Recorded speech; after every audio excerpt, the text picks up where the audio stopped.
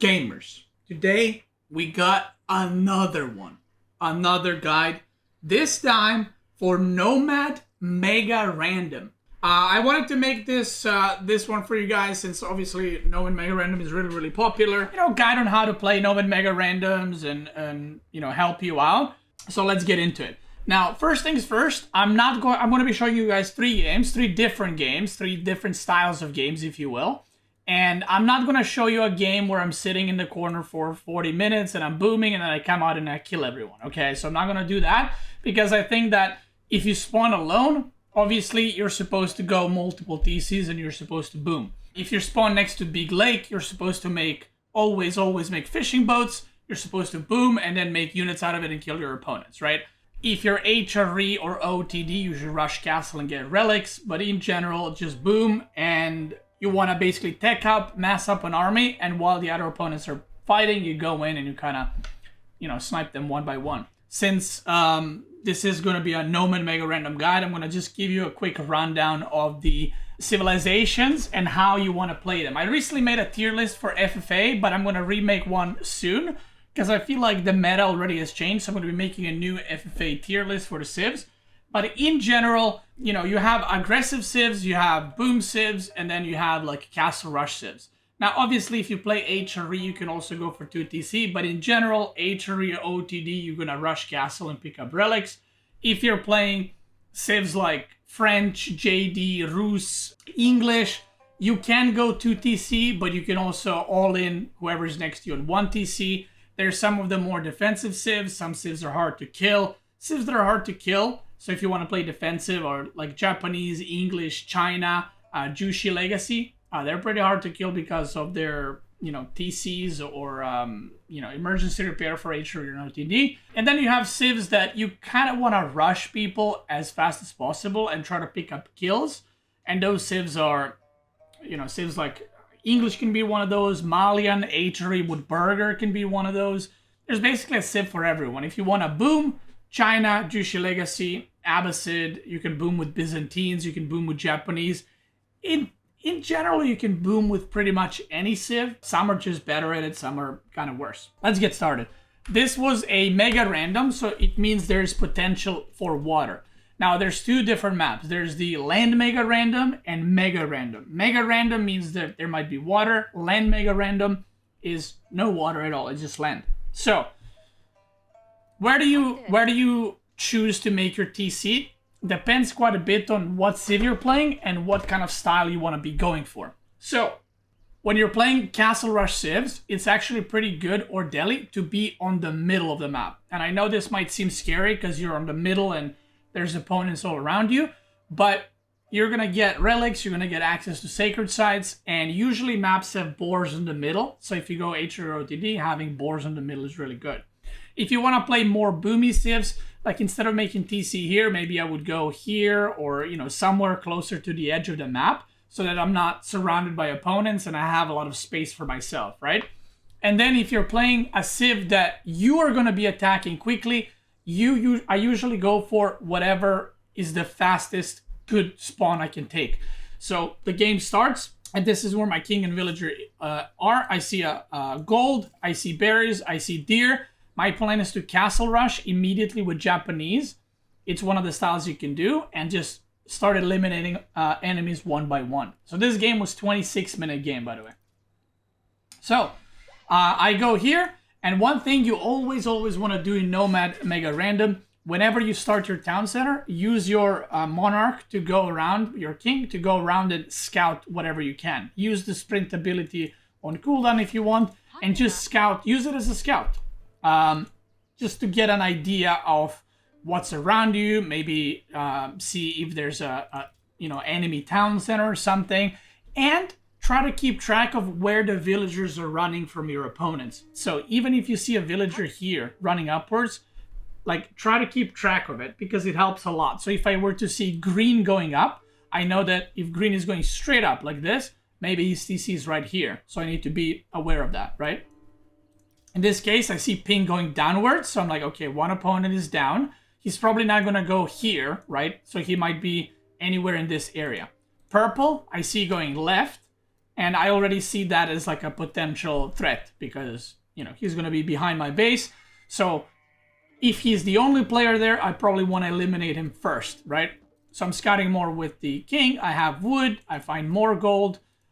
There's a relic. So all these things are very important for you to kind of realize what's going on.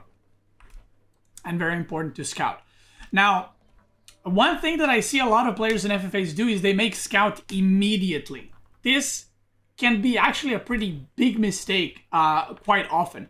So right now, depending what strategy you go for, my strategy is to go for fast castle, right? I want to kill opponents one by one. It doesn't change anything for me if there's an opponent here and here and here, right? My strategy is I'm going to go castle rush and I'm going to mass units.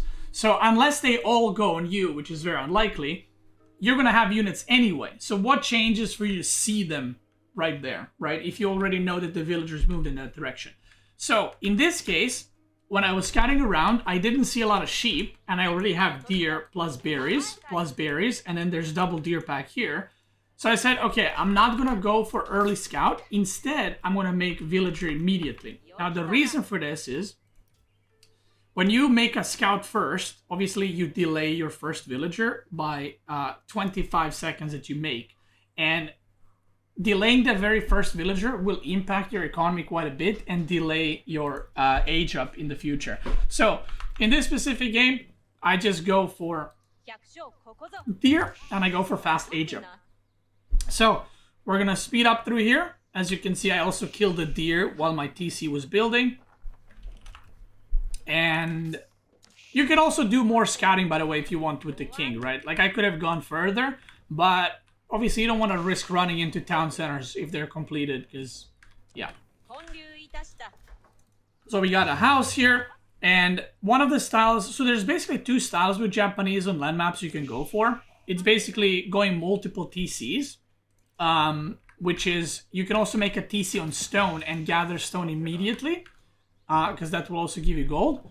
Or you can do a castle rush with either mounted samurais or samurais and just go and eliminate one opponent after the other with Yurishiros in the production buildings. And the reason I like that playstyle quite a bit is because you can rush castle super, super quickly. And most players in FFA are actually usually booming. So if they're booming and you're going mounted samurai or samurai, you can catch them off guard and kill them. So yeah. So I make a scout now after I start aging up.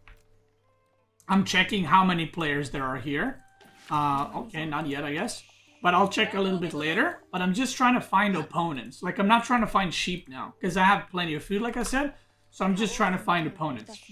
But sometimes, by the way, when I'm moving to make a TC and start, and I see a lot of sheep, I go for scout first, because I can take a lot of food for myself. So here, I'm just checking. I don't care if the opponent is there or if the opponent is there. Like, I want to know in my immediate vicinity if there's an opponent or not. Because if there was a player here, then I might need to worry about him, right? So, I'm checking. You can see, like, right around my base, you can kind of see the area that I'm covering. And I know that pink went this way, right? We saw him earlier. So I'm kind of checking for that too. Checking the bottom, and I know purple is here, so I'm going for him last. To scout, that is. I actually saw blue there. I know there's a blue player there, because obviously I played this game. But I didn't see it in the game. So, I see purple scout here, and I'll see soon his villagers. I think his villagers were there, and his whole base is here. So, 850, I'm aging up with floating gate, I'm going stable.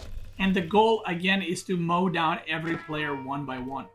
So this is the player next to me. This game had 4 Chinese, by the way, and a Rus. And that's very unfortunate because they have Barbican and Kremlin, so they're very hard to kill. And I'll explain to you my thought process in a second. When you go for like Burger or English, Longbow Rush or Japanese Castle Rush, I'll show you kind of the decision making that I have for this. So you put your first Yurishiro in stable, and you just go mounted samurai. No matter what civ you're playing, no matter what kind of strategy you're going for, no matter where the opponents are, every time you age up to castle, immediately take out your king and use the W ability. Now I know where every single player is. And this gives you a lot of intel. A lot of intel. Because right now, I know where every player is. I know that I am in no danger, right? Pink is very unlikely to attack me. He's probably going to attack blue or green. Most likely blue. Purple is the one that's probably going to attack me. Blue is kind of surrounded by 3 of us, right? So he's probably going to attack pink, right? These guys on top are nowhere near me, so they're not going to be aggressive. So I can basically choose this game. Do I eliminate the guy next to me?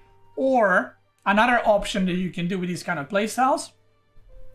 If orange and teal, let's say their TC was here and here, like super close. We know they're fighting. You can also go across the map and snipe their kings. So it might be like counterintuitive because you're going across the map and killing someone. But if you know where their spawn is and if you know they're in trouble or their score is too low or whatever, you can go for them and quickly snipe their king, especially if you're castle and they're still feudal. So, I cannot go... If this was a normal Civ, I would go immediately with +1 ranged armor. But because this is Chinese, the TC and the Barbican are going to do way too much damage. So instead, I'm not going for purple. I'm not going for pink because they're both Chinese and I have Barbican and TC. I'm going to go for blue, which is Rus player. Now, sometimes people will get frustrated and leave when you kill their workers. And he also has a Kremlin right next to his TC. But sometimes they're gonna, keep playing. So a good way to potentially force the opponent to leave the game is to just go around and kill their workers. And eventually, I'm gonna have enough of Mounted Samurai where I can just dive under TC.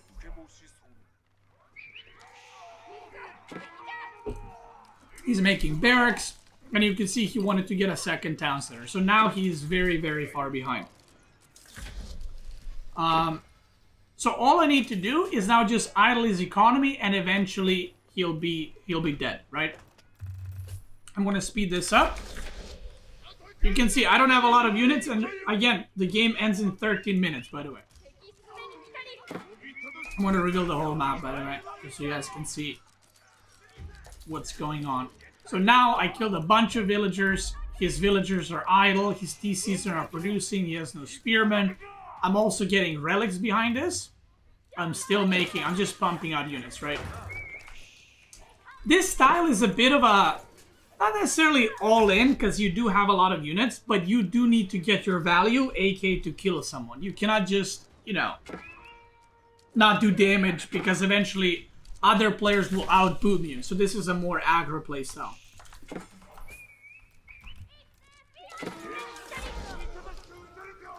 So here we go. I'm still denting him in. Purple is castle as well, by the way. He didn't go to TC. Pink is booming. He's on triple town center. So if I take too long to kill blue and purple, I will lose to pink eventually. I'm just going to get attacked and I die. So we're going to burn him. We're not going to, by the way, the other FFA games that I'll show you are a bit longer, so we're not going to watch every single one till the end. And now, this is what we call, what I like to call a loser. He has lost a one-on-one battle, so what do you lose if you have a tiny, tiny little chode? You run your king to the other player because, you're a punk. So basically, I beat him. He knows he's lost, and now he's trying to run the king. So I see that the king is not in the town center. I use the ability and I see he's trying to feed it to purple. And he gives up because he sees my Mounted Samurai coming. And that's pretty good. I lost, I think, 2 or 3 Mounted Samurai.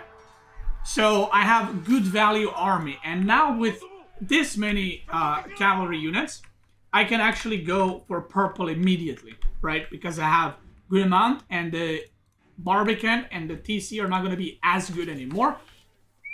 And I think I also have +2, yeah. I have +2 ranged armor. Now we go for purple. And I'm still spamming units, by the way. My economy is growing, right? I'm getting resources.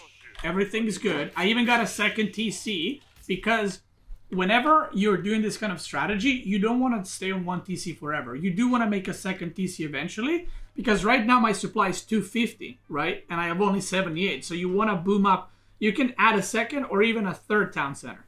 Like if blue was the only player on this side of the map, right? Let's say there was no purple. I would probably add 1 or 2 more TCs than this. So it would be 3 or 4 town centers. Because you want to catch up now to the players that have been booming. So here we go into purple. I just mow him down. One of the players got eliminated. I don't know by who. Let's see. He's trying to make farms, but it's also a little bit too late for this guy. This could have also been done, by the way, with samurais. And you might wonder, why would you go mounted samurais when you can go samurai? Because mounted samurai can still get killed by spearmen, and just samurais cannot. The reason for that is it's a very big map, and if I wanted to go snipe someone across the map, the samurai would take forever to get there. So that's why I prefer mounted samurais, because they're faster.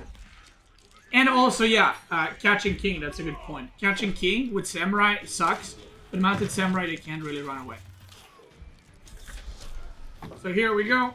He's got the king in the Barbican.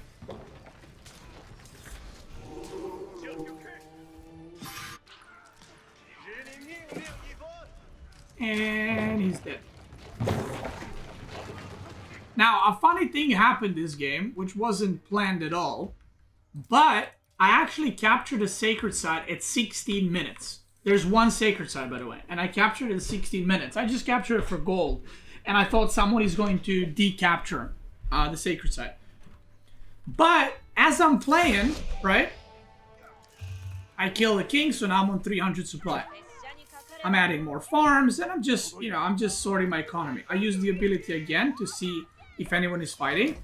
Preferably, you should be using the ability on the king whenever you can, because you can see if someone is attacking their town center, right? So you can backstab. So for example, if I use the ability and I saw pink's TC is like 50% health and there's units around it, I would immediately beeline towards steel to snipe his king to try to steal the kill, right? And in this game, I think it was pink who wrote green, what the fuck are you doing, or something like that. And I realized that green is attacking him. Yeah, he wrote something, I can't remember what. And I realized that green is probably attacking him. So, because green is attacking him, I'm like, okay, I'll join there. So, in this moment, I realized there's only one sacred site. There's only 3 players remaining. I can actually get the castle on the middle, and I can get a victory from that. So I go here, and I see he's still right there. He's killing him. So at this point, sometimes you have to like help someone kill another player just so it benefits you. So let's say there was no sacred site. Killing pink benefits me because then there's no player next to me. These guys are closer to each other than to me. So the chances of them fighting over me are a lot higher. Now, in this situation, I knew I wanted to get castle on the middle. So what I did is I just helped him kill pink. You will see I'm not trying at all to kill any green units. If I wanted to get the king, I would have killed all the green units and then killed the TC myself. But I didn't want to risk not getting pink killed. So what I do is I just let him shoot me. That's fine. He's trying to prevent me from getting the king. I just move away and I say, here you go. You can take that. He kills him. And now there's 3 players remaining. I age up with Castle of the Crow. And now, because Teal has been fighting with the guy on top, I don't know who it was, for a very long time. And he was fighting, I think, against this guy. Green was booming into attacking pink. I'm in the best spot because I lost very, very few units throughout this game. I wasn't really trading with my opponents. It was kind of just destruction. I aged up to Imp. I'm getting boiling oil. I get my Mounted Samurai upgraded. This guy tried to snipe my TC, but I upgraded it to Daimyo. And now, that is pretty much game over.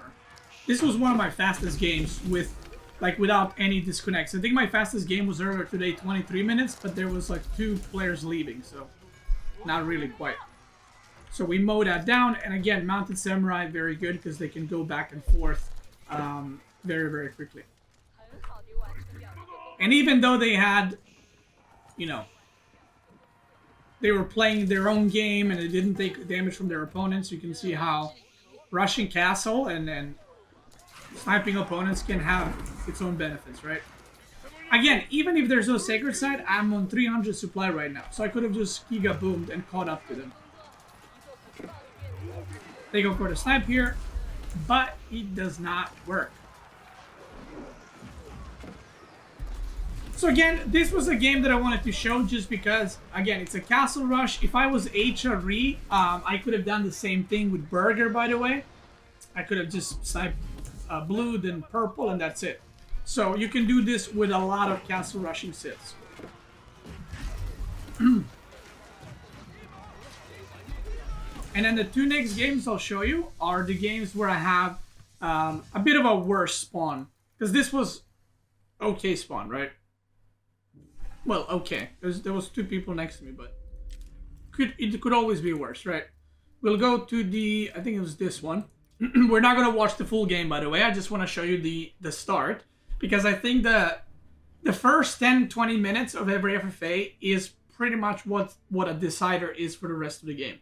Ayyubid is considered apparently one of the worst civs for FFA. I like them, kind of similar to Japanese. Because you can play them like a castle rush civ and get the relics. You can play them like boom civ with multiple TCs. Or you can play them like a castle rush burger civ, which I'm going to do here. Not because I wanted, but because there was too many people next to me. In this specific one, I saw a lot of people in the middle. So I saw like 3 or 4 kings here because we were all here. So I saw 2 people move to the left, and I said, I'm gonna go to the right. I think 2 people went, or 1 person went here, 1 person went here, and 2 people went left. So I said, okay, I'm gonna go up because I had a villager there. I see gold, I see berries, good enough. There's and I see king here, which is very important, so I know yellow is here. There's a little bit of a diminishing returns, if you will, on where you place your TC and how long you wait.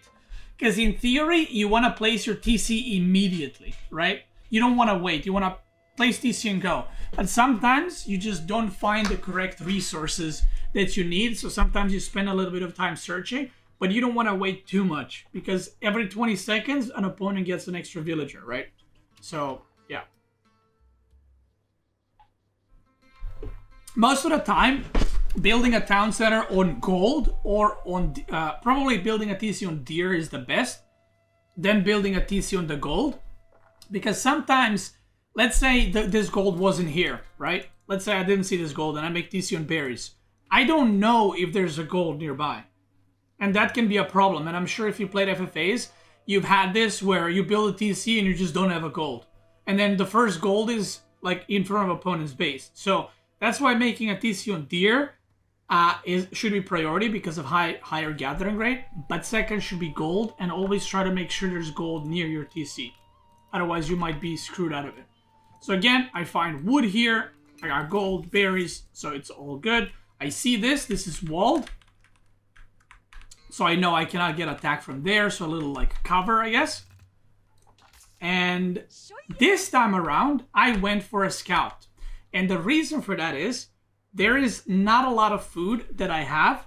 And because yellow is here, I wanted to take away, if there's any sheep here, I wanted to take it away so that he runs out of food basically, so I can kill him. My plan from the get-go was like, I need to kill yellow, because the other guys are more likely farther away.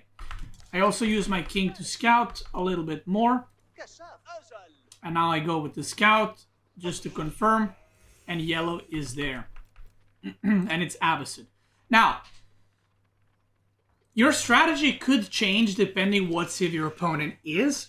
So, like, if this was English, maybe I would have to be careful about getting rushed. But he actually has an insane spawn. Look at this. He has gold, big stone. Doesn't need a mining camp. Then he has berries, 8 berries, and he has woodline here. It's like a perfect little spawn. Now, green is here, purple's here, pink, red, and orange. So Because I know yellow is here, I want to eliminate him immediately so I can boom after that. Now, the funny thing that happened, which I only realized later, blue walled yellow in. Why didn't he kill him, actually? Did he just leave? Wait, what happened here? He just left. He walled him in, and then he didn't kill his king, and then he just left. Okay, cool.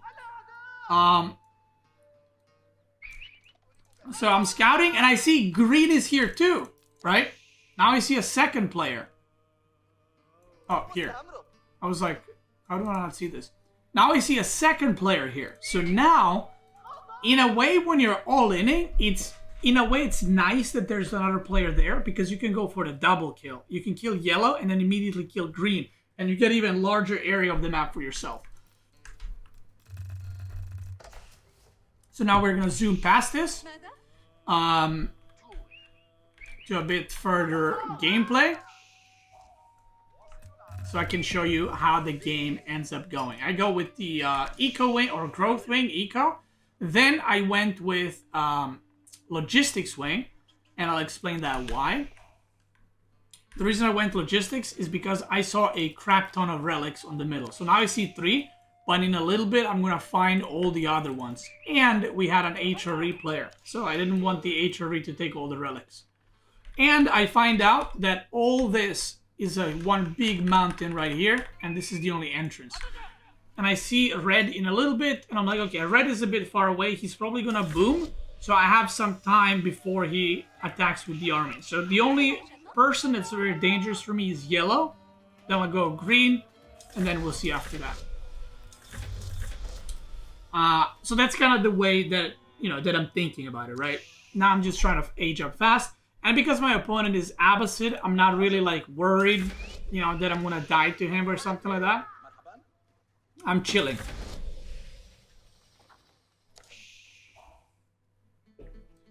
Because I also know he's gonna run out of food faster than I will. Especially with green taking these resources, right?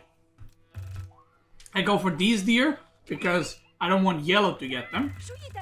And I know he's playing passive. These guys have been fighting over here. I see red, and I saw that he's rushing castle, so I'm like, okay, cool stuff. And now I'm aging up with the logistics wing to get 3 dervish, and I'm gonna start making blacksmiths and try to kill yellow as fast as possible.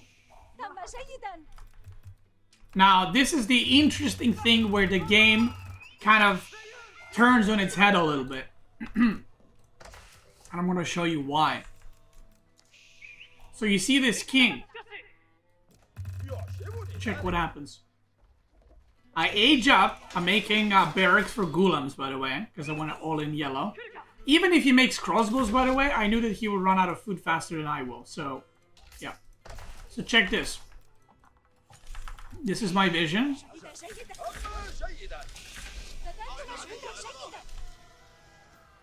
In a second, I'm going to get the king out. I use the ability, and I see, okay, red is here. Blue is left already. Orange is here.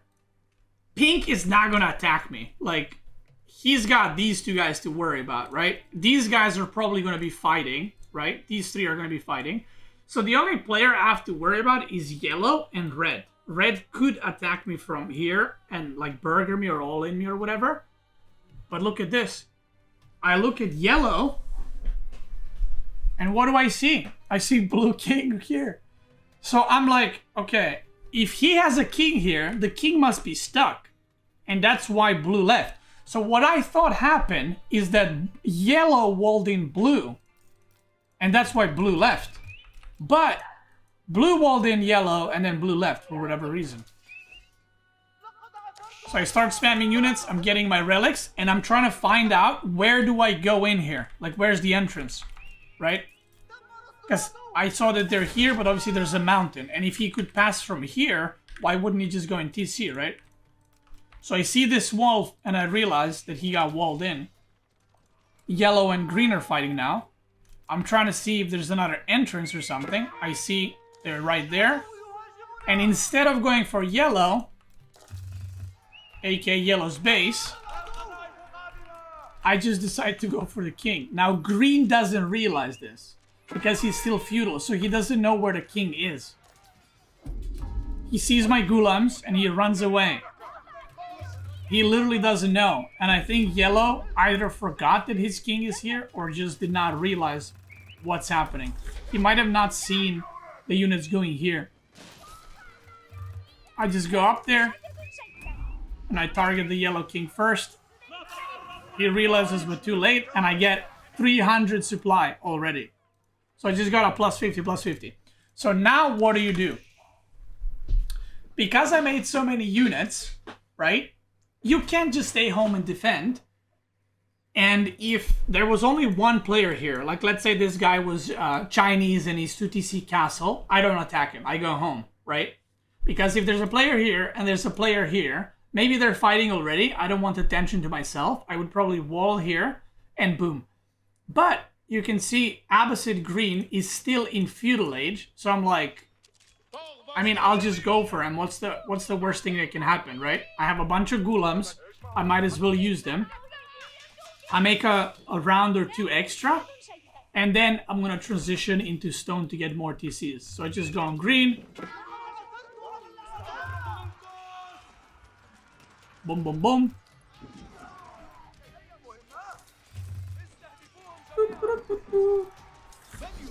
He gets castle, but at this point it's kind of too late. Like the units are just coming into his base. I do a little wall here. I go to get berries on this side.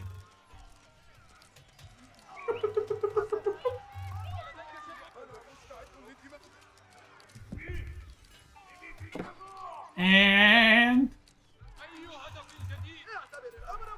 he tries to give away his king to purple, as you do, of course. Take W. But it doesn't work, punk.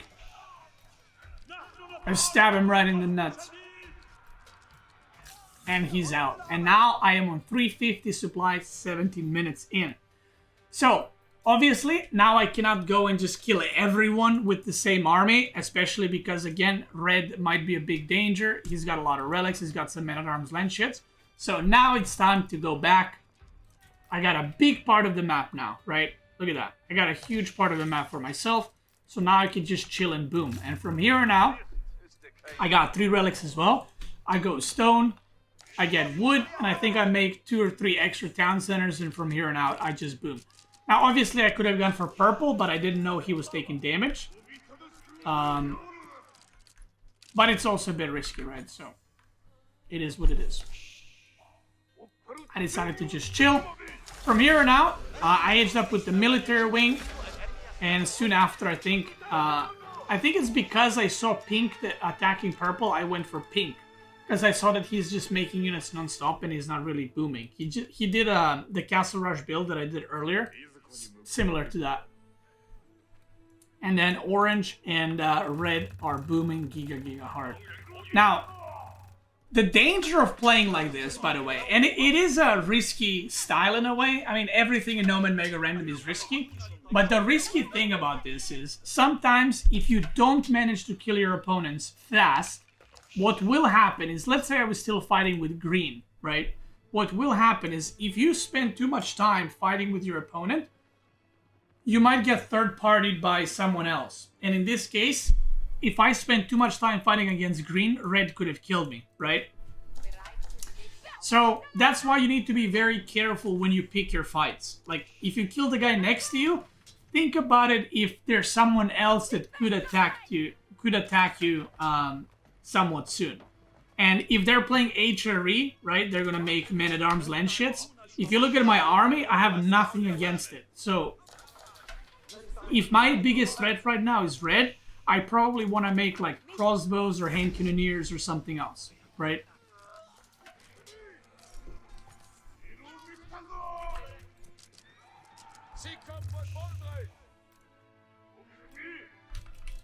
Question from a chat, isn't it also risky to get too much attention to you? 150 pop in 5 minutes? Yes, so there's this also. One thing about Nomad MegaRandoms is you can't predict what humans will do, right? You can't assume that they're going to attack you or not going to attack you. Honestly, some people are going to be dented and they're just going to ignore you. Some people are going to be like, let's all attack teal, and they're going across the map and they're going to kill you, right? But the chances, what I found is the chances of you getting ganged up on by other players is if they're booming and AFK basically in their base. So if one player was here, one player was here, one was here, and one was here, and then someone, there's nothing happening, and someone typed teal is on 350 supply, you're probably going to get attacked. But if the players are fighting, there's less chance of that. Also, HRE got 3 relics, he's Imperial, so he's probably happy. Orange, in this case, probably knows that the other players are fighting. He got 3 relics, so he's probably chilling. He's happy. He's like, yeah, you know, I don't gotta do anything on my head already.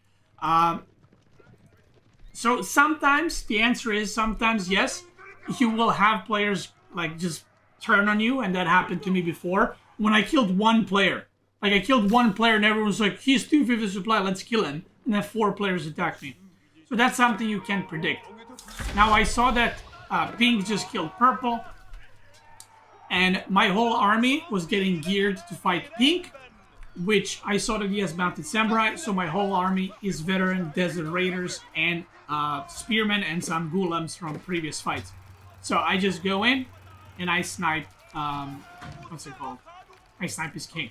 Now, realistically, it would have probably been safer if I left this guy alone, because I just stonewalled and his economy is bad. So it was probably better for me to not attack him and then let someone else kill him so that I don't draw too much attention on me.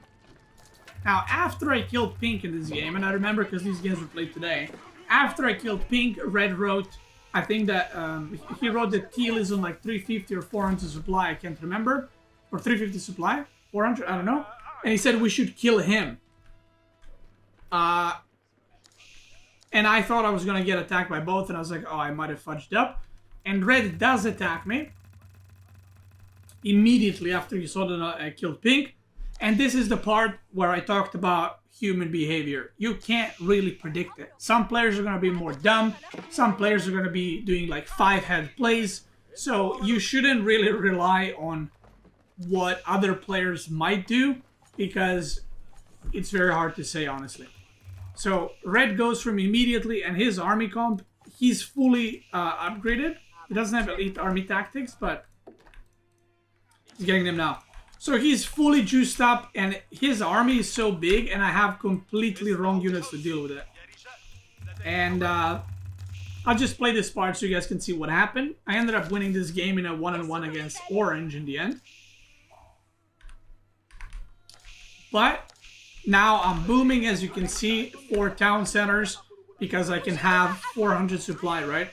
So I'm just giga booming to try to catch up with their economy. Because I have more potential supply, but they have way more economy.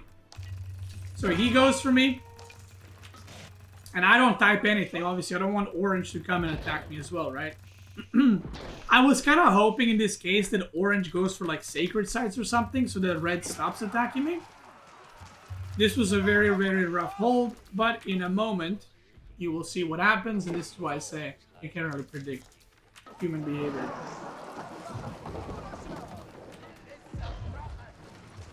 So eventually I hold this. He's still right. He's just going for me, right? He's just sprinting. Now, Orange sees I did a wall of law, and Orange sees red army here, so he knows that red's attacking me.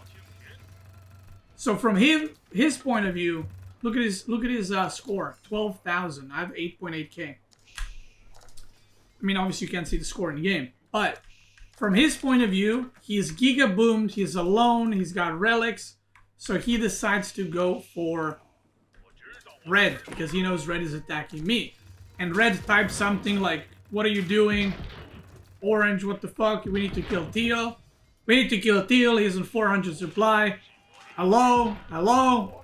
And Orange obviously did not give a fuck because Orange ended up killing red. What should have happened is they should have both attacked me and I would have probably died, but that didn't happen. So at this point, it turned into 1-on-1 where Orange ended up losing the game because he had 250 supply at 400.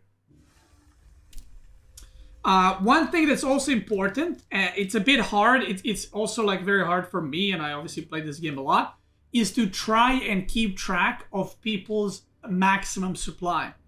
So what I mean by that is, when somebody kills someone, try to keep track of how much supply they have. If one player gets eliminated, try to be like, okay, who eliminated him, right? So try to have that mental tick in your head where you pay attention to that, because it can be very, very important. And obviously players are not going to be always honest, right? They're going to lie about their supply or whatever.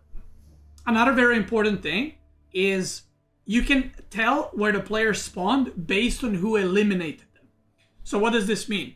Not only eliminations, but chat too. So if I spawn next to purple, and this game I spawn next to purple, and purple types to whatever, teal, yo teal, stop, what the fuck? That means that even if he didn't scout teal, the teal is on his side of the map somewhere, and that he might be attacking him. So then, if someone else kills teal, right, that means that that person was on the bottom side of the map. So even if you're stuck in feudal for a very long time, you can kind of tell by people typing, people getting eliminated, where they are or where they could be spawning. So in this game, it's a water map, but not a full water map where you Omega Boom. It's one of those river maps. So on these kinds of maps, you always want to try and go for water. I already see one player here, which is very nice. I place a TC here. I see blue going up. So that's a mental check. I see green there. Blue's going up, right? Gotta pay attention. I see purple. And that's 4 players I've already scouted, right? I saw blue, green, purple, and red. So this means that there's a shit ton of players on this side in the game already. So when you play on a map where there's water, you want to always try to find the wood line. That's your most important resource, the wood line, because you want to make, obviously, ships, and you don't want to make lumber camp. You just want to go on the trees immediately so that you can get fishing ships. So purple was next to me, green was next to me, and blue was next to me.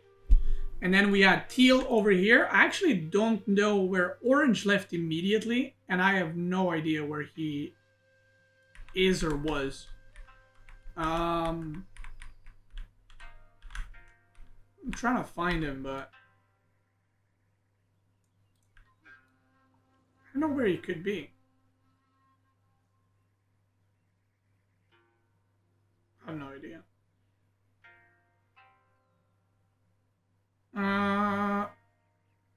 Oh, there it is. Yeah, I don't know. Maybe he DC'd because, I mean, he didn't see anyone, so he had a free spawn here.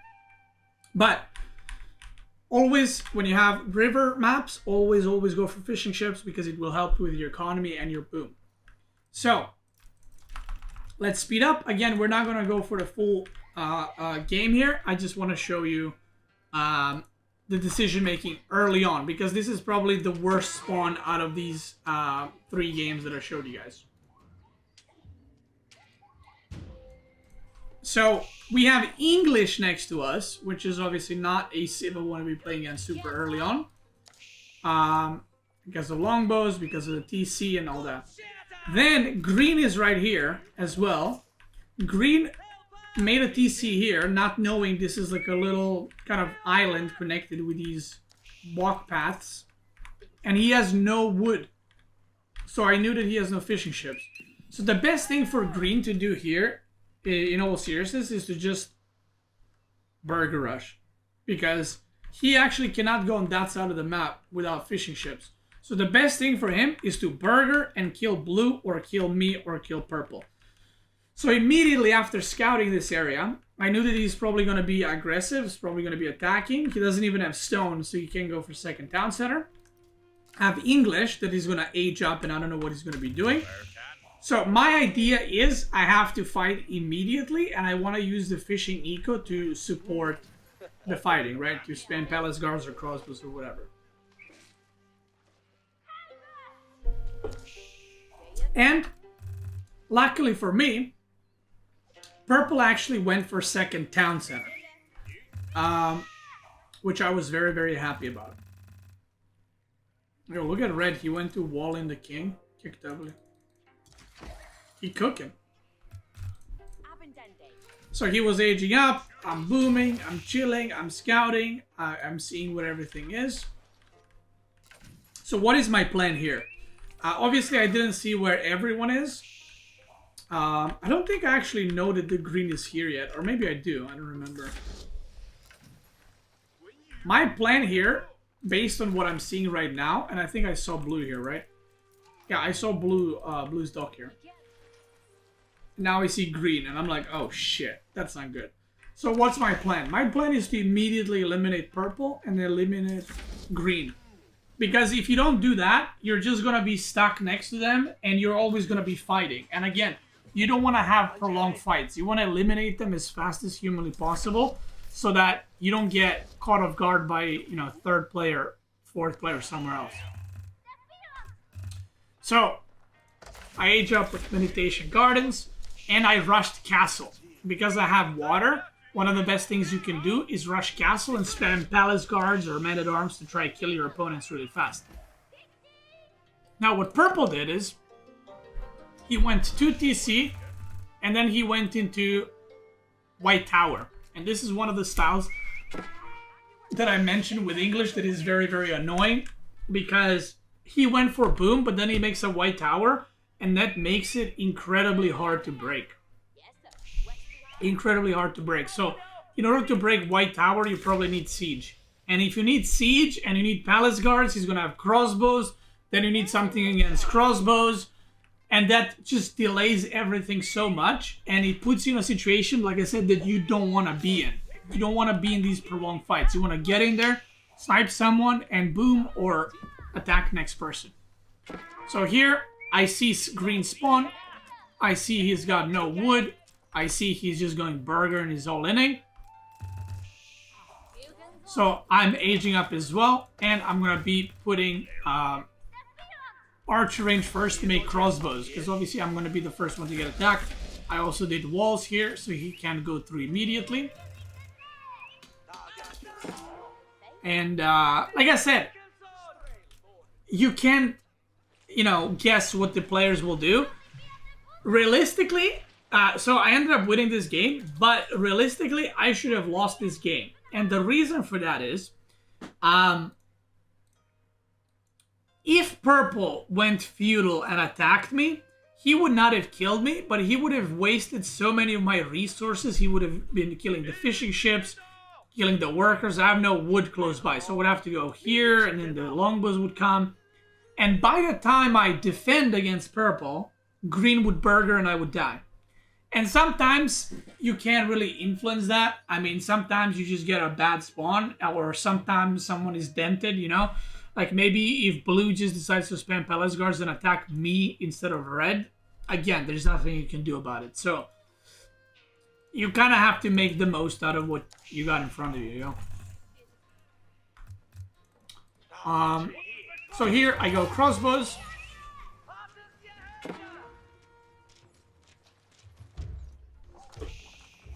He tries to harass you a little bit, but I shoot him away. And now I know Purple is also going to try to attack me since he's already attacking me. I don't get a lot of relics, which is unfortunate. Every relic was on the other side. And now I have to not only prepare for Purple, but I also have to prepare for green. He has White Tower now, so good luck killing this anytime soon. And green is just massing units like a baboon. There's my Wololo, which did not work out. Yeah, I actually ran in to try to, you know, start working on Purple, and then the White Tower finished. I was like, oh, not like this. Green moves through. He actually goes for Purple, which is funny.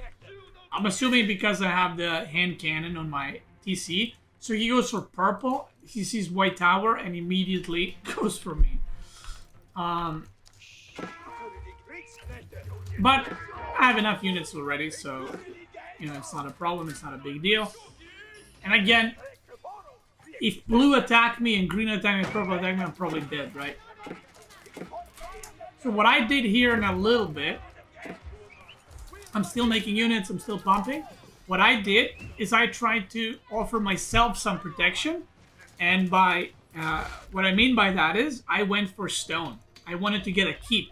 Because not only you don't want to attack into keeps this early on, no matter what civ you are, because you need siege done, but you don't want to attack into Chinese and Jushi's legacy keeps. So I can also put my king there. And I can use the keep to push purple at the same time. So, there we go. I'm going to mine that. I'm going to plop down a keep. And we'll go from there. I'll make some trebs, because like I said, I need siege to break this. And we start working on his stuff. And I'm still making crossbows because of green. Oh, I didn't even know that this happened, by the way. I know that blue died, but I didn't know who killed blue. That's convenient. Where's his king? Oh shit, his king is running, brother. So here we're fighting. Boom, boom, boom. Landmarks are going down, and now I'm just making traps. I just want to get this guy out of the game before green attacks me again.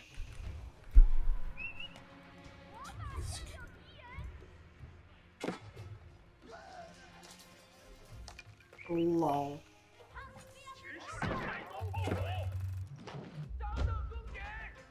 Did Pink kill his king?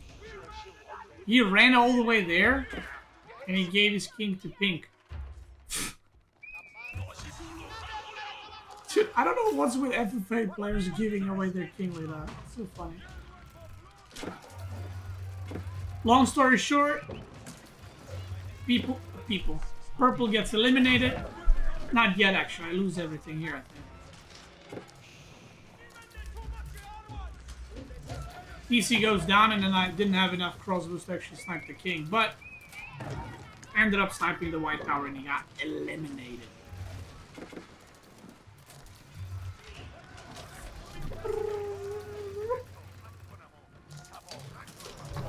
And by the way, this game, there was so much action happening. Like, obviously I was fighting the whole time. I didn't actually see who killed blue.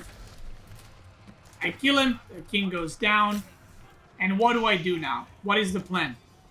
Right? I know blue is dead. I didn't know who killed him. Green is here. I see the king even.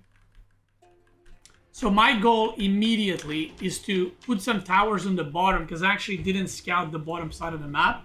And I haven't used the king ability, because there's been so much fighting. I didn't even use the king ability. So what I want to do is see if there's an entrance here, so I can wall that. So I want to get all this space for myself, and then I can boom. I made a TC, I think like a minute ago or two.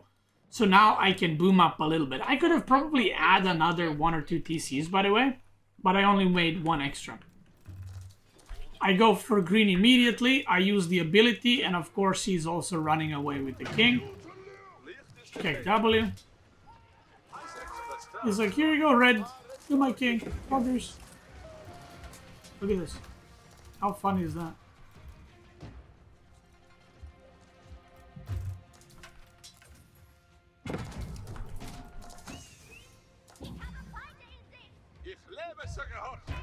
Oh! 1 health! He was on 1 health. Wow. Then.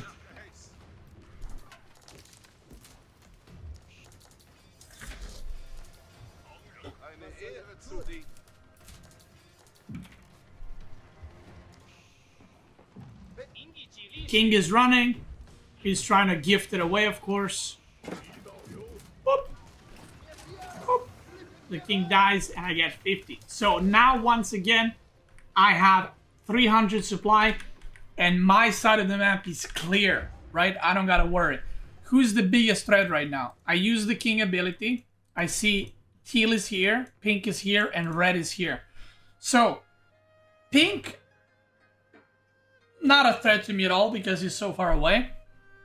Teal could attack anyone, right? But red is the biggest problem. So I want to make units that are good against red. So whatever units red has, I want to make units against him. And I want to immediately stonewall everything. So that's what I do. I have a lot of stone, and I'm going to start stonewalling everywhere.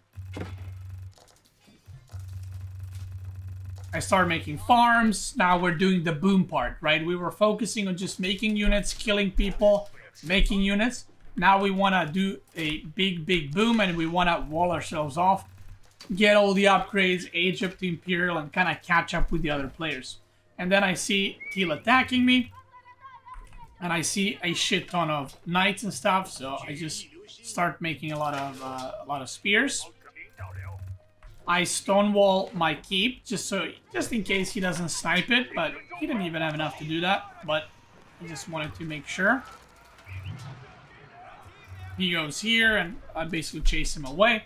And now I start stonewalling. I stonewall at the bottom. Yeah, I stonewall here, and then I stonewall at the top while my economy is booming. So what's the gameplay from here on out, or game plan?